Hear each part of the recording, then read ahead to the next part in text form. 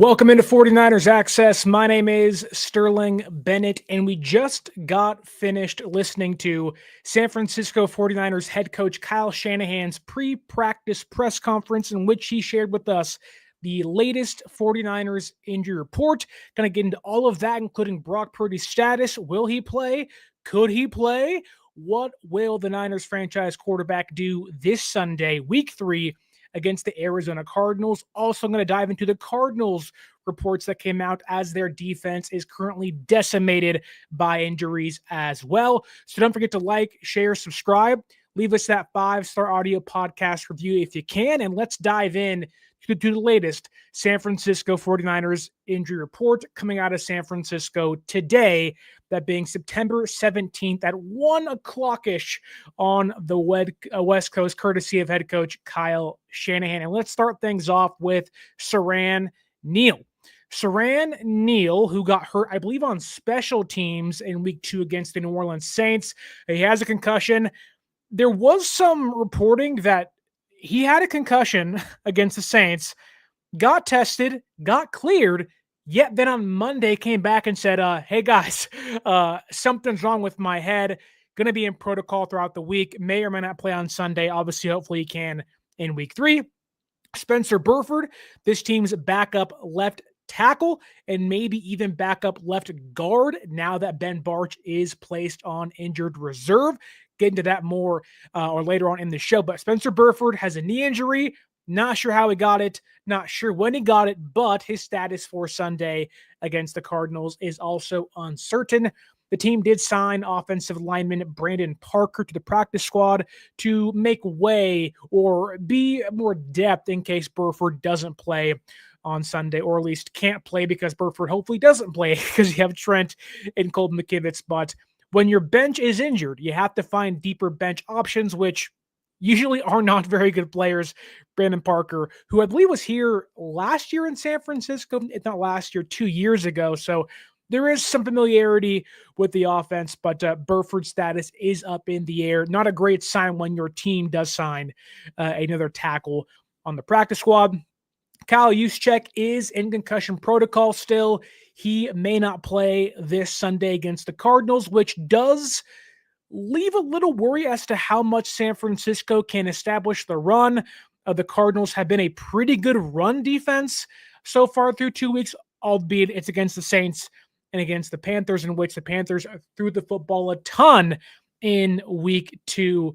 But Juszczyk up in the air. His status is for Sunday against the Saints, or Cardinals, after getting hurt against the Saints. Clearly want him back on the field. Obviously opens things up for Christian McCaffrey and Brian Robinson, and he can do things like a tight end can as a wide receiver. So a fairly big loss if he can't play. The team won against the Saints on Sunday, in which Juszczyk got hurt in, and they did just fine, but you want to have your guys healthy and opening up lanes for your running game, which really hasn't gotten going yet. In fact, San Francisco's run blocking hasn't been good. Christian McCaffrey and Brian Robinson averaging under 4 yards a carry so far. There have been some signs of it's coming, like they're going to finally break out, but through 2 weeks, the run blocking has not been what we have come to know in San Francisco. So getting Kyle Juszczyk back will certainly help that group. Yetur Gross-Matos, a knee injury, did not practice today, or will not practice today. He should be fine. They've been taking things really slow with him. He's played the last 2 weeks, hasn't practiced much throughout the week leading into games, so not too much to kind of glean from there. I expect players like Gross-Matos to play this Sunday against the Cardinals. Then there is Trent Williams, had the knee injury, almost didn't play against the Saints. The reporting was that he saw his team getting ready for the game and said, you know what, I'm going to give it a shot. And that to me shows you Trent's going to play on Sunday against the Cardinals. It was a rest day for the veterans, so not much to worry about there. Then there is Juwan Jennings, still kind of nursing the shoulder / maybe an ankle injury. He will not practice today as well. But again, the expectation is third and Juwan will be out there against the Cardinals. Some more rest for him. Most veteran guys don't practice the first day of practice. They'll practice on Thursday and Friday through a walkthrough, whatnot, especially if they're kind of have lingering issues. But thankfully, none of the real injuries are on defense, which includes Nick Bosa, who is getting a veteran day off today. So the defense is basically healthy, which is a great sign for San Francisco walking into week 3 against the Cardinals. Then Christian McCaffrey, like Nick Bosa, has the lingering calf stuff, but a veteran day as well. So 2 veteran days off for CMC and Christian McCaffrey. Not too much to worry about there. However, we have an update on the $53 million man, Brock Purdy. Will Brock Purdy play this Sunday? In fact, I was getting my hair cut this morning at Sports Clips. I know it isn't the best place, but hey, I like sports, and I want to watch sports as I get my hair clipped, hence Sports Clips. I digress. I'm in the chair. I'm sitting there. I'm getting lined up. I'm getting my fade on, everything, and I'm watching Sports Center. And on the television, it's Harry Douglas, the former Falcons wide receiver. It's the host woman. I don't know her name. And it's Jeff Darlington, ESPN insider. They're going through J.J. McCarthy's injuries and Joe Burrow's injuries and Justin Fields' concussion. Then they get to Brock Purdy. And Jeff Darlington says, and I essentially quote here, Brock Purdy will be out this Sunday against the Cardinals and might be out against the Jacksonville Jaguars in week 4.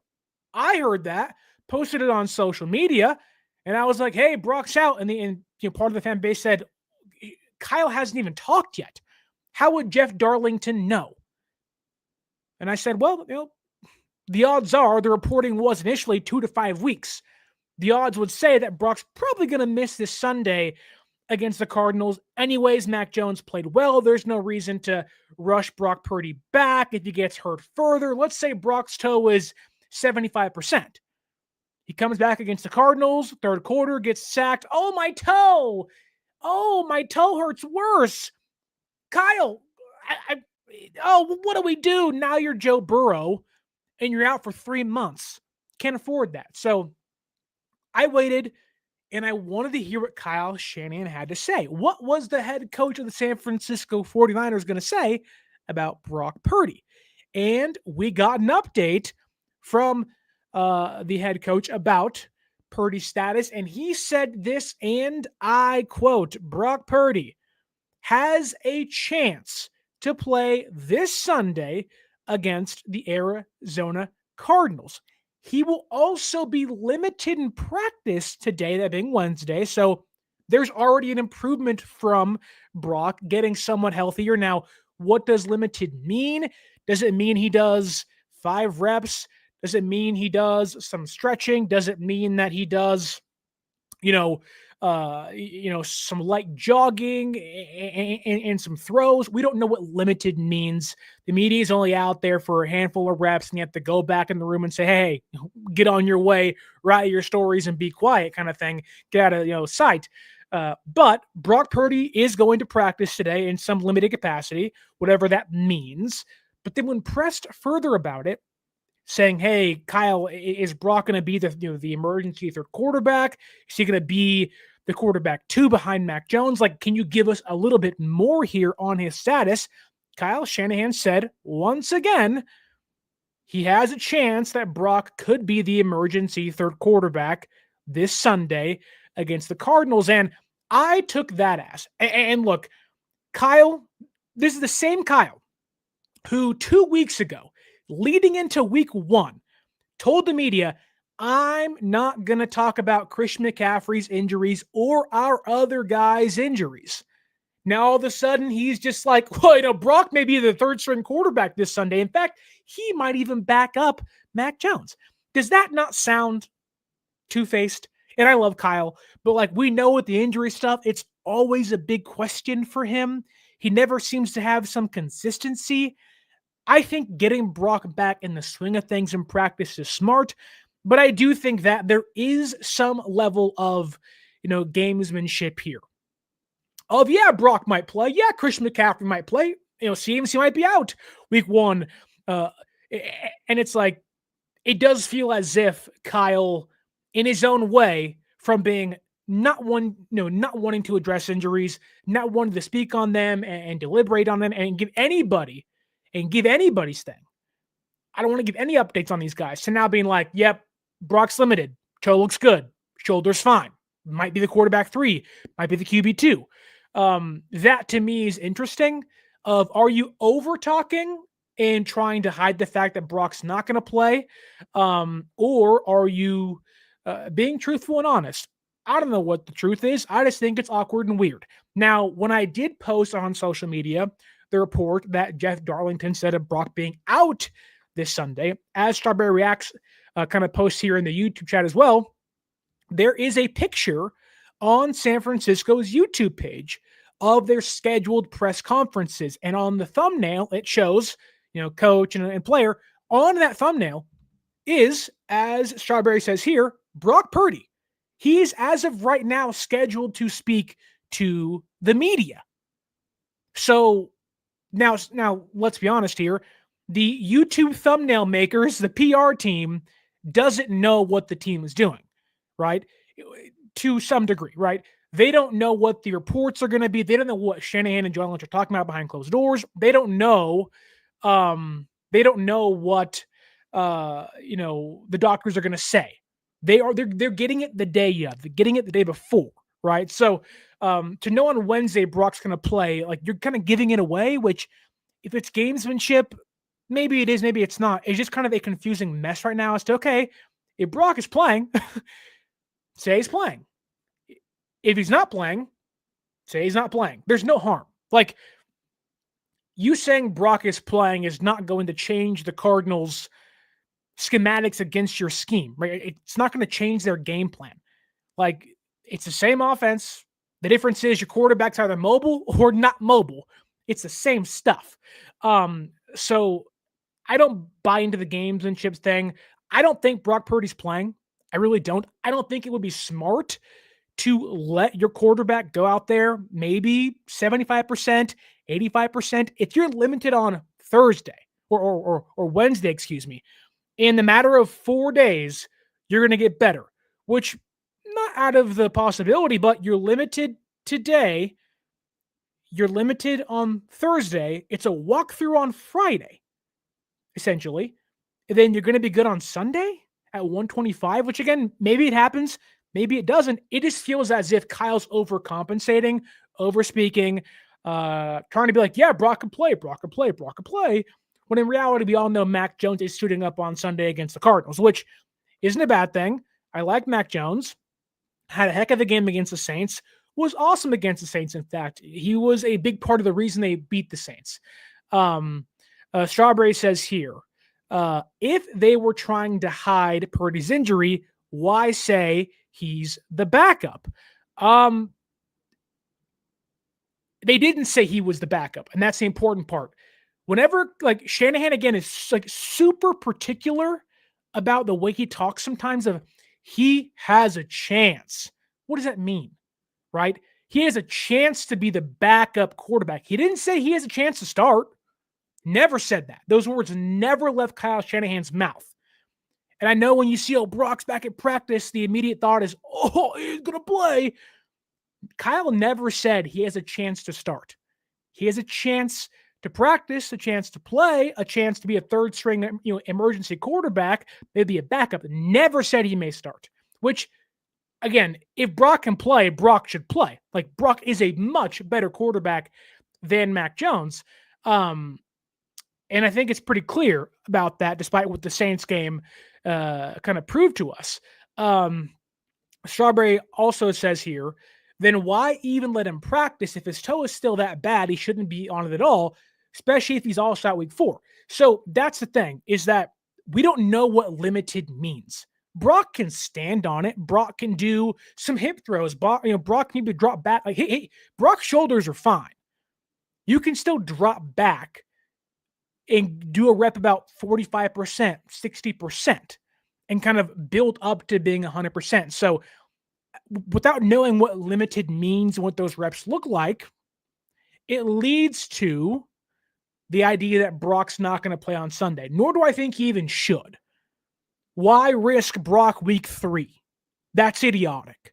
There's no reason. There's no reason to react or to let Brock be week 3 or play week 3, risk him week 3 and lose him for the next 3 months like Joe Burrow did, right? Niner Media says, hey, Sterling, fire shirt. I appreciate that. This is the H&M, brother. Get out there while you can. There's a sale currently on these shirts, so get out there while you can. He also says here that Matt Mayoko said a bit ago that it is possible that Brock Purdy could serve as the number 2 quarterback in this game. Exactly. He's not going to start. Brock Purdy is essentially, hey, Adrian Martinez, don't trust that guy. We do not want that dude playing for us.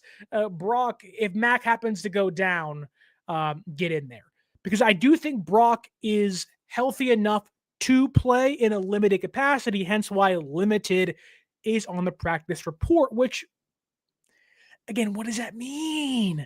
But he's not healthy enough to go out there and drop back 45 times.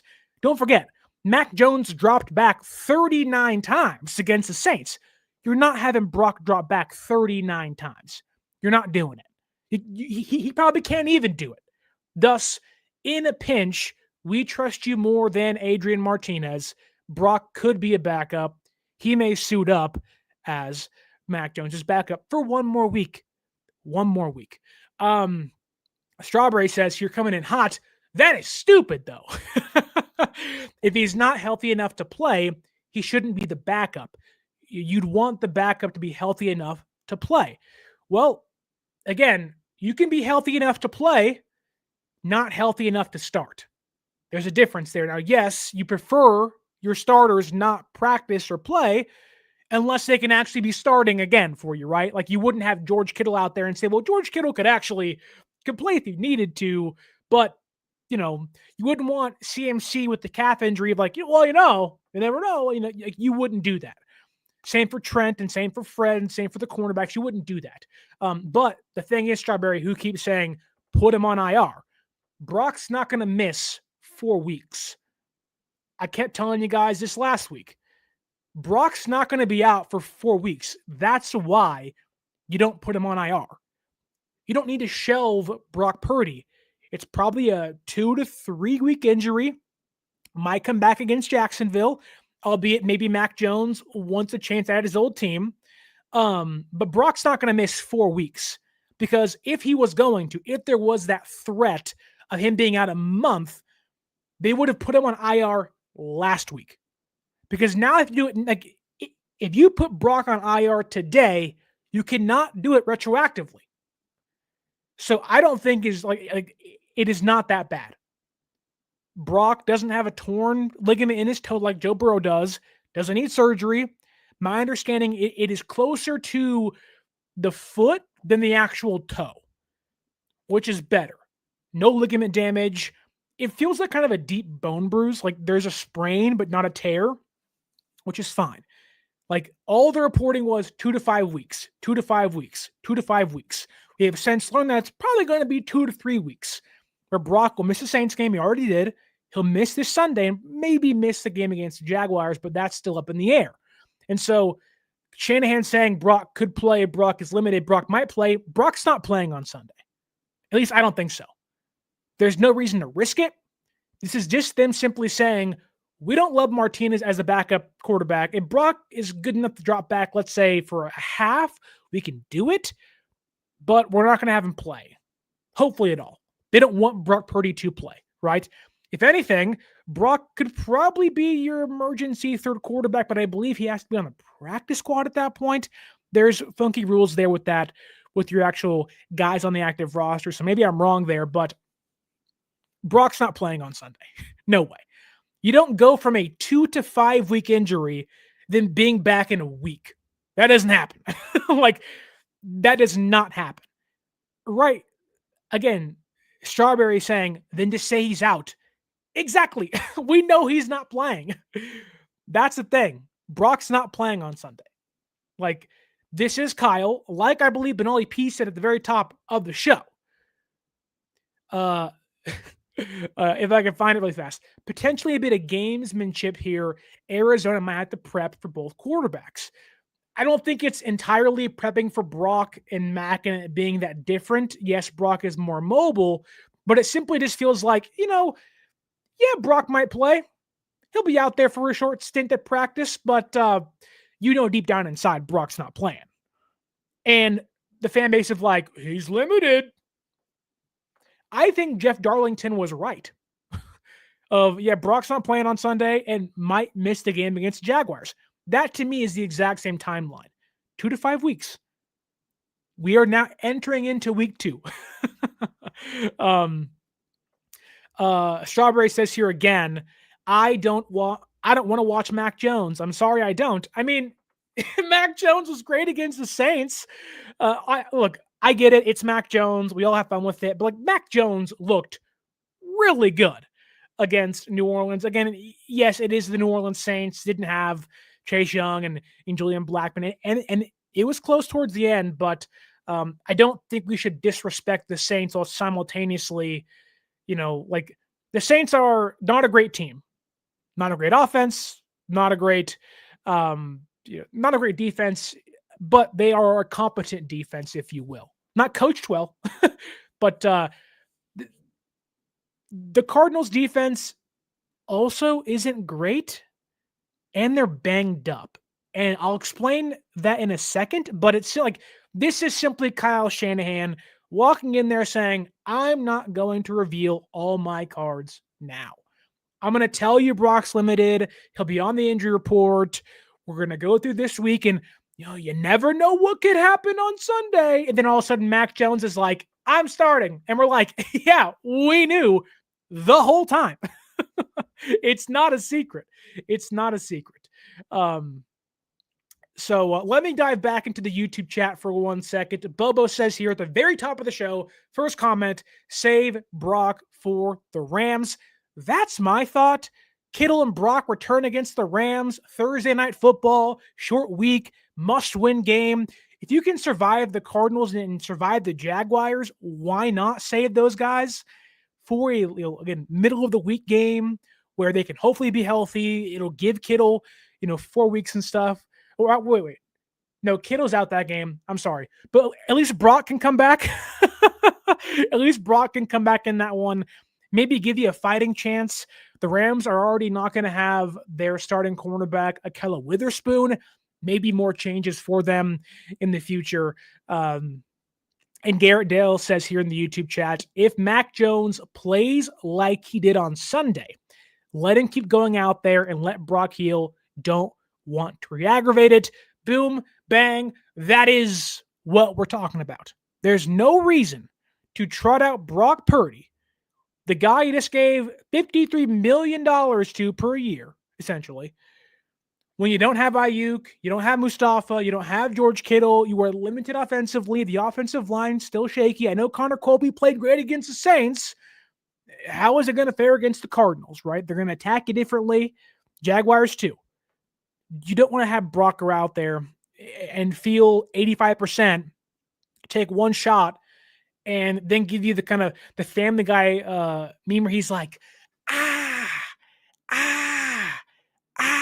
and be out for 3 months. You don't want to be Joe Burrow. You don't want to be the Bengals, right? You don't even want Mac Jones to start if he doesn't have to. Thus, rest Purdy. Don't play him on Sunday, which he's not going to play. I don't care what game Kyle's playing. Brock's not playing on Sunday. It's not going to happen. Benelli P says here in the YouTube chat, Kyle is extremely over talking about injuries at the podium. Might actually just be over talking at the podium in general. Exactly. You heard what I heard. He's being too open about things. Too open. It's what I started the show off with. You didn't want to talk about CMC's injury to begin week 1. Now all of a sudden it's like, Brock has a toe, it's a shoulder, he's limited in practice, he'll do 5 reps, he'll get off the field. Nah. I know what you are, Kyle Shanahan, and you're a liar. I love you to death, man, but you lie. Yeah, but the poker face is not good. It's not good. Let's see what else is in here in the YouTube chat. Let's see. A lot of Justin Fields, Brock Purdy conversation. Not having it. Papa J says, what's up, Sterling? What's up, Papa J? Happy you're in here on the show with us today on a Wednesday afternoon. Let's see what else we have. Rob D says, bang, bang, Niner gang. Right back at you, Rob D. Hope you're having a great Wednesday afternoon. Mac Jones turned into Michael Jones, Michael Jordan Jones, if you will, after one game. He says no. Laurie Matthews, good afternoon, right back at you, out there in the hot Arizona sun. And Niners throwback with the big congratulations to Fred Warner getting Defensive Player of the Week in the NFC. That is very, very true. Fred is so good. Fred Warner is amazing. Put him at the top at the DPOY category. He belongs in that conversation already. Fish and Chips also says here, Sterling, Shanahan did his best to lose the game. A better team would have made those one or two possessions. Look, I'm not. Well, see, when you say that, I think of the Juwan Jennings 3rd and 6 or 3rd and 3 drop where he kind of like got chipped and then couldn't bring the ball in. So I thought Kyle called a heck of a game. But yes, to your point, a better offense, say it was Philadelphia or the Lions or the Packers, even the Cardinals maybe, who have burnt San Francisco more than once in previous years, 2019 and last year for sure. A better offense probably does score against the Niners in one of those drives, but you can only play who you play, and the outcome is the outcome in which it happens. So hopefully San Francisco's offense can tighten things up. Maybe they can score some more points. You never know. You never know. But yes, in one aspect, you're right. But also, if Juwan hauls that ball in, they didn't get there is no second opportunity. So some give and take there. Kenny 49ers asks, I'm sure you're referring to Brock coming back on Thursday night against the Rams. How good is Brock going to be in his first game back? Well, I don't know, but how good was Brock in his first game as a rookie? How good was Brock on a late, Thursday night game against the Seahawks in his rookie season? Like, sure. How good was Brock against the Steelers in 2023 week 1 off the UCL injury? I don't know. We have no idea, but he was great in those games. And the hope is that Brock against the Rams, if he does come back week 5, he clearly gives you a better chance to win over Mac Jones, even despite how good Jones played against the Saints. But that's a risk you will take 100% of the time if you are San Francisco. Clay Young says there's like 3 cornerbacks out for Arizona. It's true. It is damn true. The Cardinals are banged up. Smithereens, thin, sliced ham on defense. No meat, no beef. They are thin on defense. What else do we have here in the YouTube chat before I get to the Arizona Cardinals injuries? Because it's only 98 in Arizona. What do you mean only 98? It's like 85 here, and I want to die. I was like, woo, it's hot. I got shorts on. I got no socks on. I mean, I'm bare chested up. It's so hot here. Man, I can't deal with it. I just can't deal with it. Okay, let's move on to the rest of the Niner roster moves because they signed Brandon Parker, backup tackle, to the practice squad in case Burford can't play or can't back up Trent on Sunday. Still finding it weird that they are using Burford as the swing tackle. That to me is like, why? I get he's played right and left, but I would not want to walk into a game with one backup tackle. And he hasn't played a single snap outside of special teams all year, and he's already hurt. So that's not ideal. Anyways, Parker's on the practice squad in case Burford can't play. My assumption is if Burford can't play, we do get Parker and Austin Pleasance on the active day roster, which we'll see how that kind of changes things. Maybe MVS isn't elevated or Gage isn't elevated. We'll see for that. But I don't know. That to me is weird. Anyways, Braden Willis got promoted to the 53-man roster. No shock there. They want 3 tight ends. Use checks out. Don't risk in being plucked by somebody else. Put them on your roster, and you can figure things out later. Then the big one, left guard, starting left guard, mind you, Ben Bartch was placed on injured reserve for the next 4 weeks. That means that rookie 7th round draft pick, Connor Colby, will indeed be starting on Sunday against the Arizona Cardinals. And Champy says, go Cards. Go Cards. No. No, go 49ers, Champy. But happy you're in here. Hope you're enjoying your Wednesday.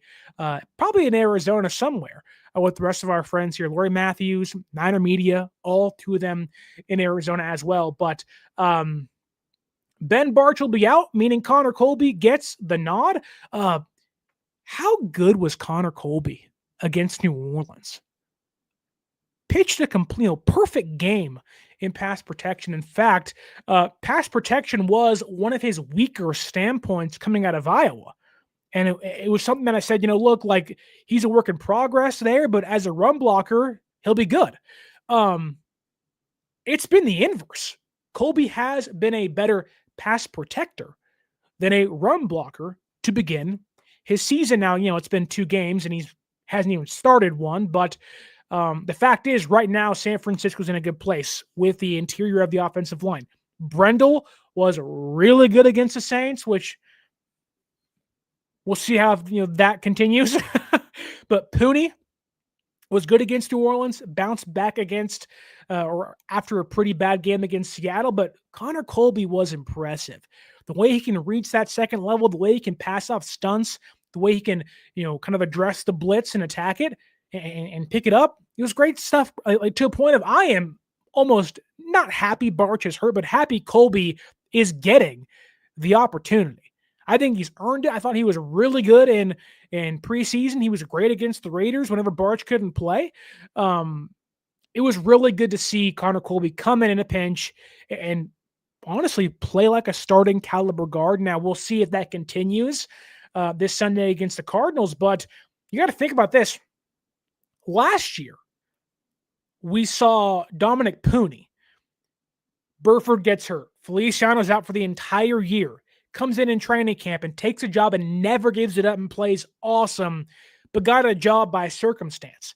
Connor Colby, right now in the same boat, he's the only guy they got besides Drew Moss, but Connor Colby is now the primary starting left guard for a month.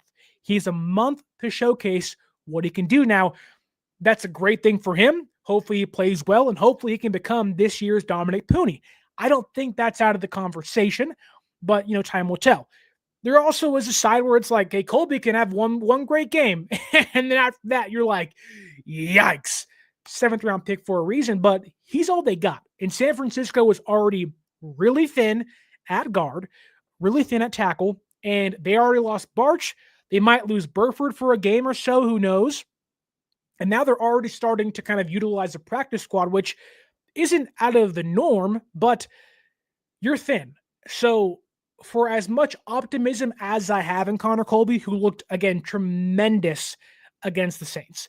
Tremendous against the Saints. Trent played better. Brendel played well. Like, everybody played really well against New Orleans. And I think Colby's better than Bartch right now. Like, that to me isn't really even, it's not a debate. Bartch always hurt. There's inconsistencies. I thought Bartch is a backup player that was currently starting. Colby was a backup that needed to be starting for this team. So, hopefully he can continue his success. But San Francisco, for as happy as I am, for as optimistic as I am for Connor Colby and Brendel and Pooney in the middle of the offensive line, a little concerned if somebody else goes down. Like, Drew Moss is your backup center. Like, we are nearing Nick Sickell elevation off the practice squad levels, which I don't know about you. I don't want to go back there.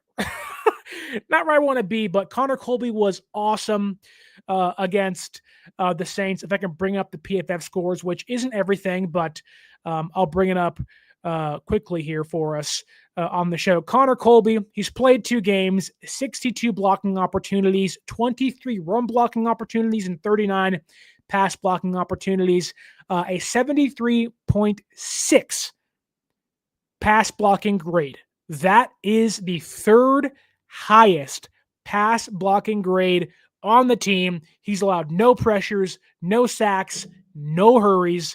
Run blocking, again, is spotty, 55.4 grade, but as a whole, the run blocking has not been great this year for San Francisco.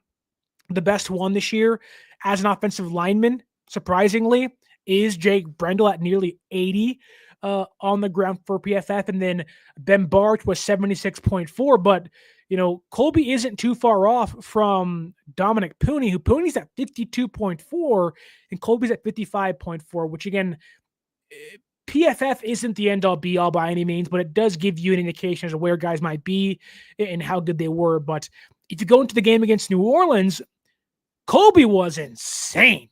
Again, not a single pressure allowed.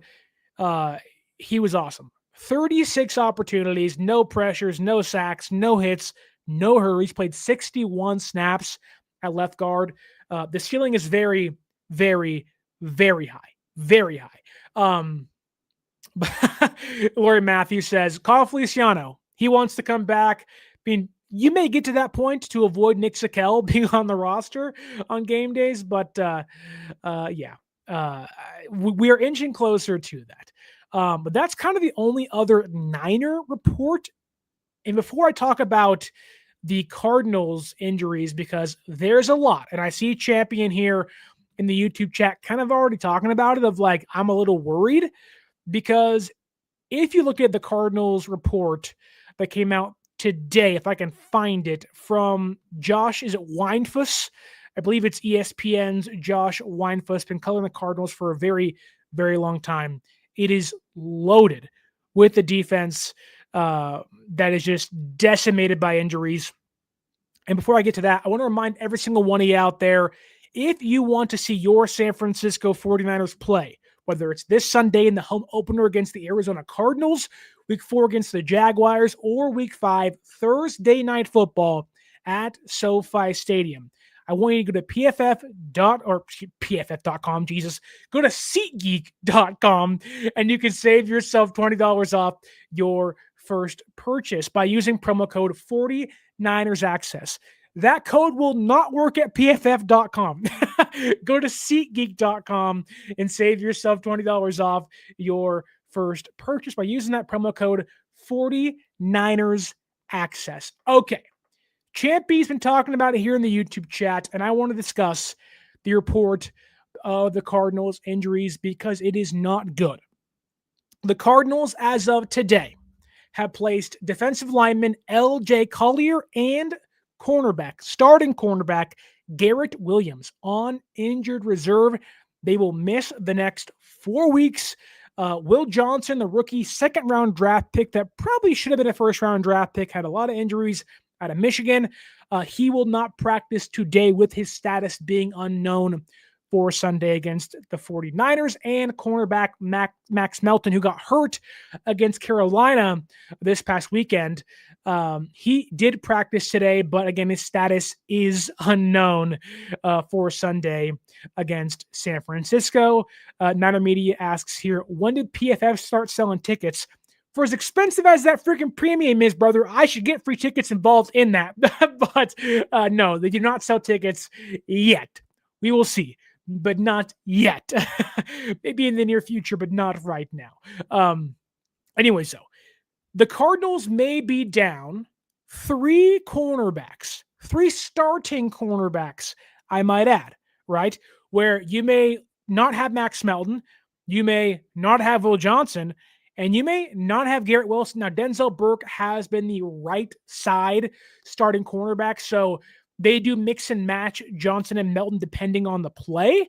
But they're probably going to have Denzel Burke out there, but they might be missing 3 of their other 4 top cornerbacks against San Francisco. Whereas when we're sitting here and you're thinking, okay, Mac Jones, no George Kittle, the defense for Arizona, albeit, is better than the Saints, in my opinion. That defense, once those guys got hurt, the Panthers made that game a heck of a lot closer than it needed to be. Heck of a lot closer. The fact is, the Cardinals nearly lost that game late because their defense couldn't get off the field. And the Panthers roared back. Again, they didn't win the game, but still, their defense looked entirely different. And now you have Mac Jones off a 3-touchdown game, had a really good performance, feeling himself out there dancing, doing the gritty, having a good time, looking like a freaking dork, the McCorkle he is, vibing, getting W's out there on the road. You get him back home, a healthy CMC, maybe a better offensive line or an equal offensive line he had against the Saints. He'll have time to throw. Like the Panthers offense sucks. And they were moving the football late in that game against the Cardinals once the injuries piled up. Now, maybe there is some context to that. Maybe they're playing prevent. That game got close. I just think that the Niners offense with Mac Jones, even if who Strawberry in the YouTube chat hates, doesn't like Mac Jones, doesn't want to talk about Mac Jones, in fact, has left the show because of Mac Jones. Stick with me here. Mac Jones might be in for another excellent game. Now, look, got to go out there and perform well, but the coverage grades, which again isn't everything, for PFF, against the Panthers last week, the Cardinals defense had one player. He only played 13 snaps. Cottrell Clark had an 80.4 PFF coverage grade. Everybody else was under 65. The next highest guy was their outside linebacker, Jordan Burch. So 18 total coverage snaps for their two top guys who were backups. Then you get into Max Melton, who got hurt against Carolina. 38.9 coverage grade. 118 passer rating allowed against the Panthers. Will Johnson, a 54.2 PFF coverage grade. Played nearly 50 snaps against the Panthers. A 78.6 passer rating allowed. You look at Denzel Burke, a 63.5 PFF coverage grade. Like, these guys aren't great. Garrett Williams, who is their starting slot cornerback. You want to play Juwan Jennings this Sunday in your fantasy league? You might as well do it. The Cardinals are down. They're starting left cornerback, maybe both their starting left cornerbacks, and their starting slot cornerback. Play Mac Jones or play Juwan Jennings. You're going to have to play Mac Jones, obviously. That said, we will see what happens with the Cardinals injury stuff. There is a way in which Will Johnson does come back and play. There was some mixed reporting as to him not practicing today or the entire week. It's today. We'll see what the rest of the league holds for Arizona. But Max Melton has not been great this year. He was pretty good last year, but not great this year. But my money would be on Ricky Pearsall being able to slice up and dice up the Cardinals defense. Obviously, you have Budda Baker, who's great. The Cardinals aren't going to have Walter Nolan still. So we saw Mac Jones throw nearly 40 times against the Saints. The game was close. I'm expecting something similar of Mac Jones this Sunday, where you may say, run the football, run the football. I'll be saying, run the football, run the football. When the fact is, dropping back with Mac Jones might be the way to win this game if you're San Francisco.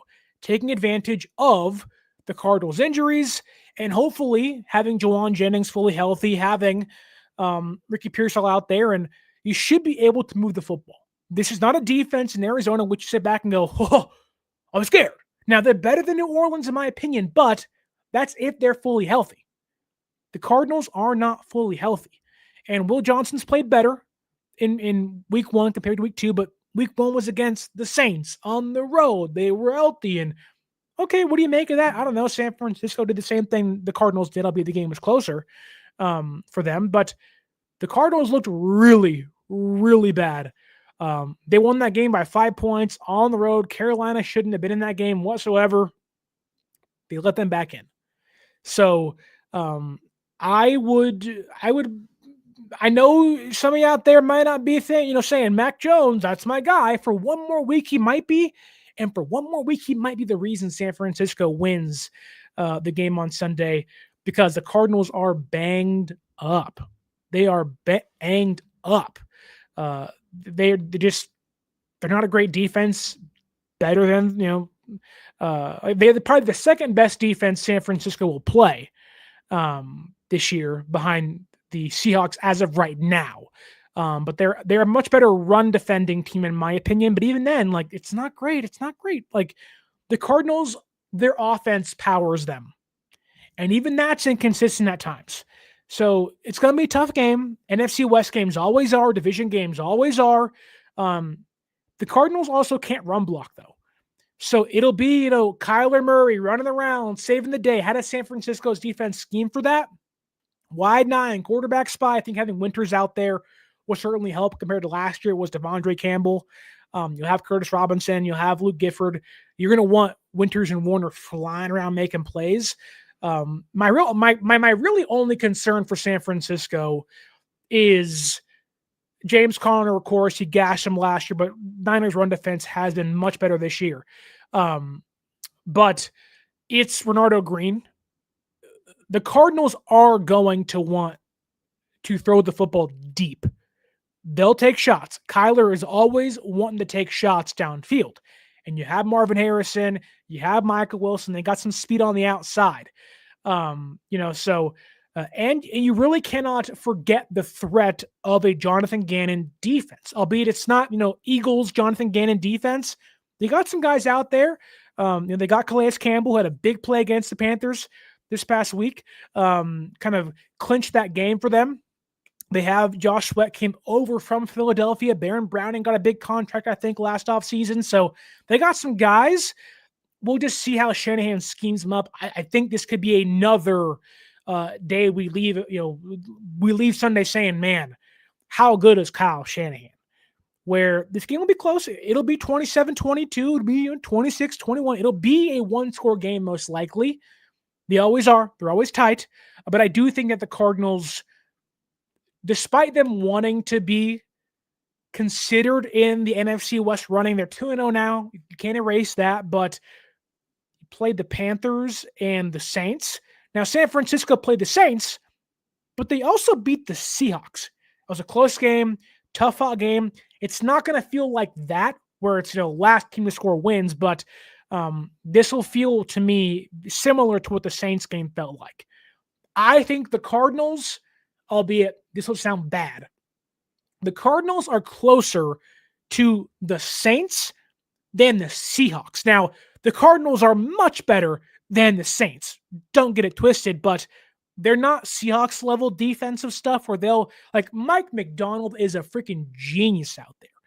Shanahan, Mac Jones, Pearsall, Jawan Jennings, Christian McCaffrey, those guys should be able to beat the Cardinals. And I think if you're San Francisco, and this is a great point here by Gabriel in the YouTube chat saying, the Cardinals have the Seahawks week 4, Thursday Night Football. That's going to be an interesting coming off this week. I think the Niners have a really good opportunity here. You beat the Seahawks, you beat the Saints. If you can beat the Cardinals, you're 3-0, you're 2-0 in the NFC West. It almost affords you a loss against the Rams. You don't want that, obviously, but it can afford you a loss because you're hoping at the end of the year, week 10, you have Ayuk, Robinson, which Robinson's back against the Rams this week or in 2 weeks' time too, but still. It can afford you a loss early to make up for it late. Now, you don't want to lose games, obviously. I'm not saying you do, but it can afford you one. But also, if you knock the Cardinals down a peg this week, Seahawks on a short week, they could be 2-2 by the end of week 4. Meanwhile, you're 3-1, you're 3, and you're 4-0. And look, the Cardinals are not a bad team. I'm not saying they are. They got Kyler, Marvin Harrison, Michael Wilson. Trey McBride is incredible. Maybe probably the second best in football, maybe the third best. Kittle, Bowers, and McBride are kind of in that big grouping of really elite tight ends. And they're going to move the football. The Cardinals are going to move the football. They are. But if you're San Francisco, you're at home in front of your home crowd, you almost want to out-physical a kind of, what's the word I'm thinking of here? Almost kind of a, oh my God, what's the word? Finesse style Cardinals offense. They're not very physical. James Conner is. Marvin Harrison Jr. is not. Michael Wilson's not. McBride and Conner are. Kyler is not physical at all. He's squirmy. He's an incredible runner. I think Kyler is an underrated quarterback in football. He has given San Francisco so many fits in the past, but San Francisco's defense is one of the best in the league. One of the best in the entire league. So good. And so I think having Saleh back, like, Champy, help me out here in the YouTube chat. From the Cardinals fans' perspective, when you see San Francisco, is this the Niners defense has returned to form, they look better, or is this we beat them twice last year? That to me feels like where Cardinals fans are at. Maybe I'm wrong here, but it does feel as if Cardinals fans view this Niners team as, well, we got you twice last year, we'll do it again. Or we have a chance this year. And look, I think the Cardinals and Niners do split a game this year.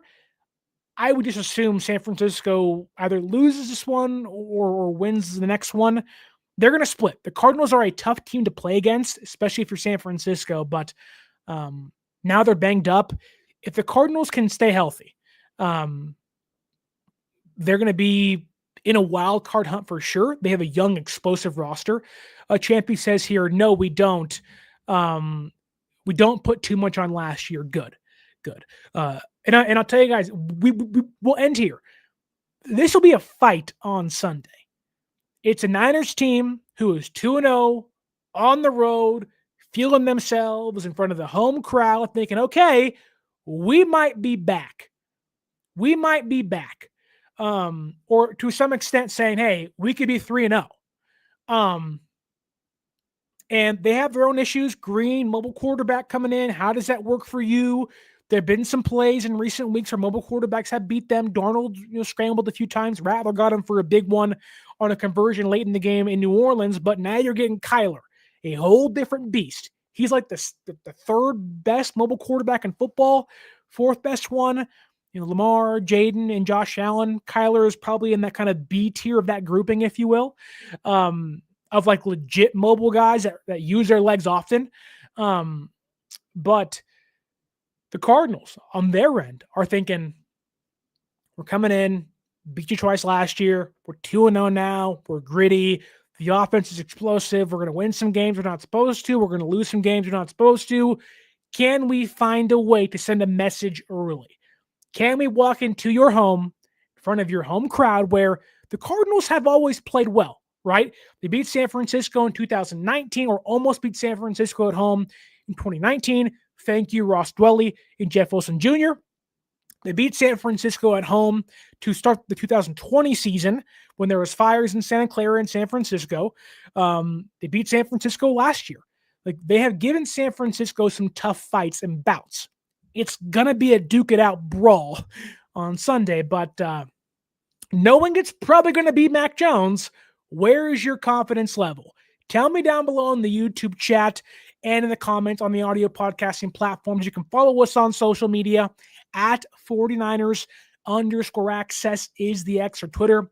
49ers.access is the Instagram, and use that promo code 49ersaccess, 49 ERS ACCESS at SeatGeek.com to save yourself $20 off your first purchase. I want to thank every single one of you in the YouTube chat: Papa J, Fish and Chips, Gabriel, Champy, Rob D, Benali P, Lori Matthews, Bobo was in here, Fish and Chips, Papa J, Joy P.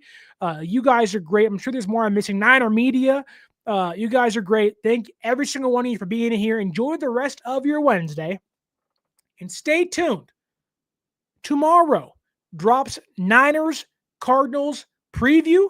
You are not going to want to miss that. Going to give you why San Francisco will win. I'm also going to share with you why San Francisco could lose Week 3. You are not going to want to miss that. Stay tuned as well. Tomorrow night, myself, Larry Krueger, Pig in a Pickle, Thursday Night Football postgame right here on this channel, and the Krug Show as well. You're not going to want to miss that. Directly after Thursday Night Football, probably around 8:30, 9 o'clock. That's when we'll go live. Do not miss that here and on Kruger's channel as well. But until next time, have a great Wednesday. My name is Sterling Bennett, and as always, stay faithful.